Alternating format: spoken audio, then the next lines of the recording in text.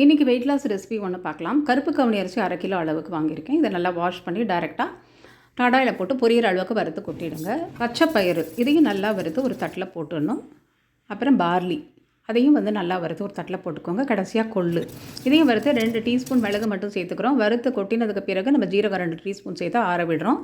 எல்லாம் ஆறின அப்புறம் ரவை பதத்துக்கு அரைச்சி வச்சுக்கோங்க. கருப்பு கவுனி அரிசியில் இல்லாத சத்தே இல்லைங்க. ஹை இன் நியூட்ரியன்ஸ். அதில் ஆந்தோசயனின் அப்படிங்கிற ஒரு காம்பவுண்ட் இருக்கிறதுனால கேன்சர் வரதை கூட தடுக்குமா.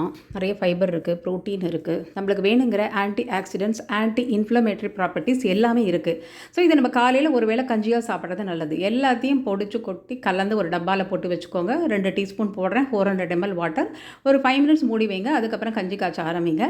கஞ்சி காய்ச்ச ஆரம்பிக்கும் போது சின்னதாக வச்சுக்கோங்க அடுப்பை. உப்பு மட்டும் சேர்த்துக்கோங்க. கெட்டி ஆனதுக்கப்புறம் அடுப்பை ஆஃப் பண்ணிவிடுங்க. ஆறின அப்புறம் தயிர் கலந்துக்கலாம். மேலே வேணும்னா நம்ம ஷாலோட்ஸ் போட்டுக்கலாம். ட்ரை பண்ணி பாருங்கள். Stay healthy viewers. Thanks for வாட்சிங்.